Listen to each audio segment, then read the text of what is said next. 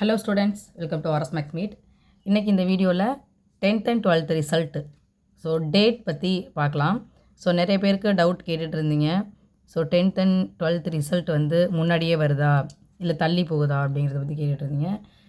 10th result உங்களுக்கு ஸ்டார்டிங்கில் சொன்னது தான் அஃபீஷியலாக. அதுக்கப்புறம் எதுவுமே டேட் ஃபிக்ஸ் பண்ணி சொல்லலை. ஸ்டார்டிங்கில் என்ன சொன்னாங்களோ அதே டேட்டு தான். அதில் எந்த சேஞ்சஸுமே இது வரைக்கும் இல்லை. 12th ரிசல்ட் நமக்கு 8ஆம் தேதி May 8 வருது. May 4 நமக்கு ரிசல்ட் எலெக்ஷன் ரிசல்ட்டு. சரிங்களா? May 4 எலெக்ஷன் ரிசல்ட்டு தான் சொல்லியிருக்காங்க. 4ஆ 8ஆ அப்படிங்கிற கன்ஃபியூஷன் வேண்டாம் உங்களுக்கு. 12th result May 8, 10th result May 20 வருது. 10th ரிசல்ட்டு May 20 சொல்லியிருக்காங்க. அதுலேருந்து நான் எந்த சேஞ்சஸும் பண்ணலை. முன்னாடி வருதா தள்ளி போகுதா அப்படிங்கிறது சொல்லலை.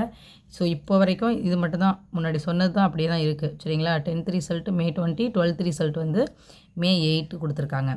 சரி, இப்போ ரிசல்ட்டு பற்றி நெக்ஸ்ட்டு பேப்பர் கரெக்ஷன் எப்படி இருந்துச்சு அப்படிங்கிறத பற்றி ஷேர் பண்ணலான்ட்டு இருக்கேன்.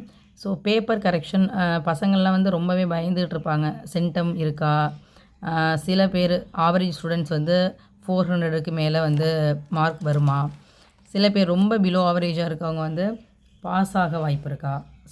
இந்த மாதிரி எல்லாம் உங்களுக்கு மைண்டில் ஓடிட்டுருக்கும். பேப்பர் கரெக்ஷன் பொறுத்த வரைக்கும் பேப்பர் கரெக்ஷன் எப்படி இருந்துச்சுன்னு ஃபஸ்ட் நான் சொல்லிடுறேன்.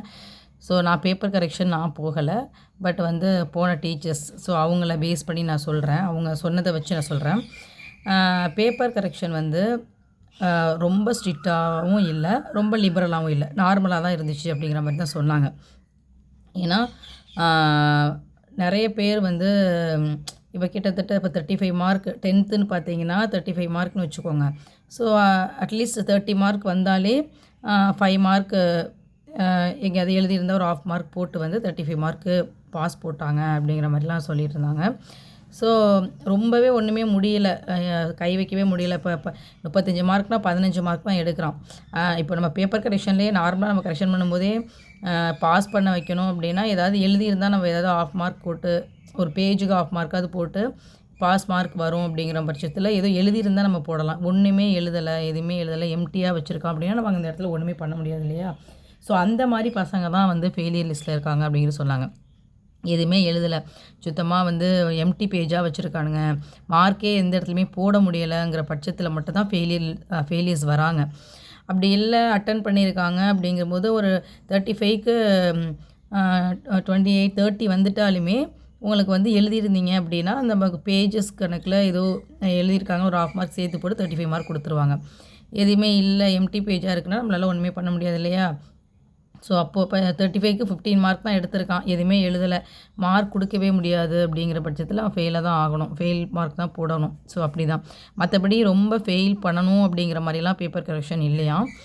பாஸ் மார்க்கு மேக்ஸிமம் வந்துடும் அப்படின்னு தான் சொல்கிறாங்க.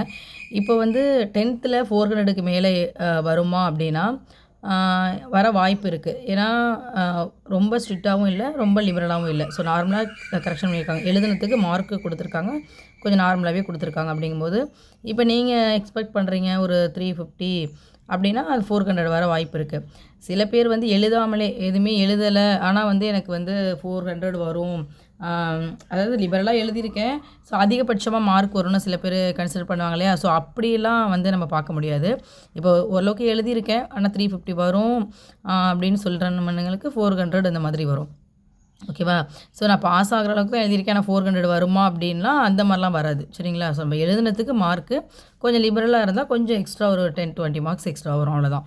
ஓகேவா? சென்டம் வாய்ப்பு இருக்கா அப்படின்னு கேட்டிருக்காங்க. சென்டம் அப்படிங்கும்போது உங்களுக்கு மேக்ஸு, சயின்ஸ் அண்ட் சோஷியல், இது 3 சப்ஜெக்ட்லேயுமே சென்டம் வரத்துக்கான வாய்ப்பு அதிகமாக இருக்குது அப்படின்னு சொல்லியிருக்காங்க. சென்டம் உங்களுக்கு மேக்ஸில் நிறைய வாய்ப்பு இருக்குதுன்னு சொல்லியிருக்காங்க. அதே போல் சயின்ஸ் அண்ட் சோஷியல்லையும் சயின்ஸும் ஈஸியாக தான் இருக்குது அப்படின்னு சொல்லியிருந்தாங்க இல்லையா? அந்த 3 சப்ஜெக்ட்லேயுமே சென்டம் நிறைய வந்திருக்குங்கிற மாதிரி நான் கேள்விப்பட்டேன். நெக்ஸ்ட்டு அந்த மார்க் கொடுப்பாங்களே, ரேஸ் மார்க், எக்ஸ்ட்ரா மார்க் கொடுப்பாங்க இல்லையா? அதை பற்றி நிறைய பேர் டிஸ்கஸ் பண்ணியிருந்தீங்க.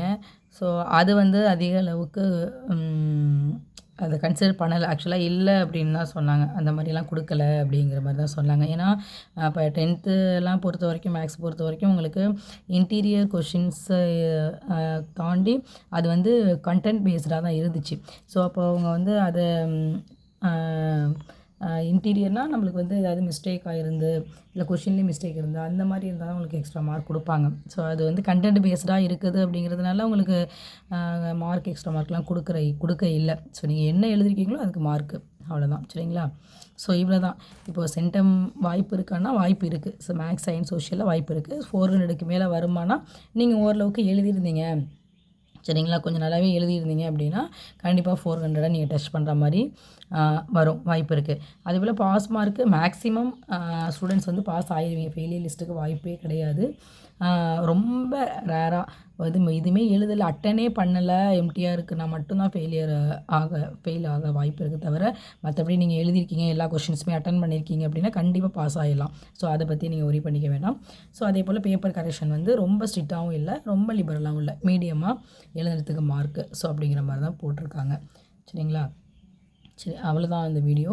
ஸோ வீடியோ பிடிச்சிருந்தால் லைக் அண்ட் ஷேர் பண்ணுங்கள். சேனலை சப்ஸ்கிரைப் பண்ணி வச்சுக்கோங்க. தேங்க்யூ.